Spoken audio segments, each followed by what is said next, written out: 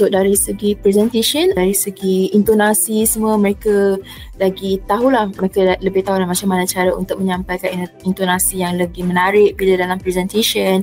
Dalam penulisan pun mereka dah tahu dah kalau dari segi plotting untuk storytelling dia ada kena ada plot, kena ada carta tu kan daripada climax, ending semua tu ya.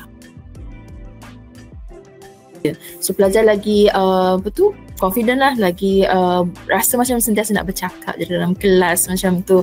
Okay, mereka pun ada juga tanya untuk tahun ni ada tak pertandingan daripada Maxis lagi, nak join lagi.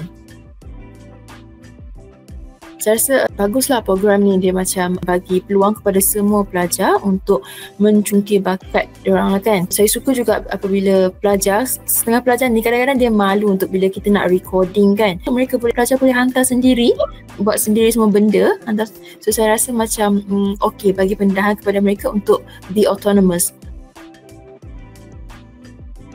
Untuk skrip tu saya ada suruh pelajar sediakan sendirilah skrip dan before recording saya akan go through skrip dahulu dan saya akan bagi tahu lah, saya akan betulkan skrip apa-apa dan pelajar pun memang terima lah.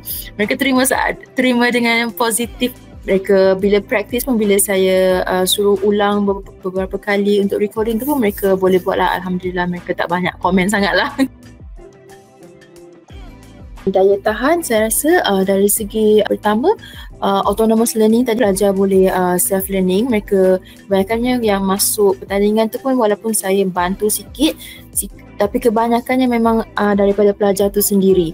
Mereka memang usaha mereka sendirilah untuk sediakan skrip, untuk recording, untuk menghafal, untuk membuat gaya penceritaan semua. So walaupun pelajar asrama banyak cabaran lah sebab nak masa terutamanya kan, mereka pun tak dapat nak sertai bengkel semua tu, tapi mereka boleh lah dengan mereka punya effort sendiri, daya tahan mereka sendiri, they went for it.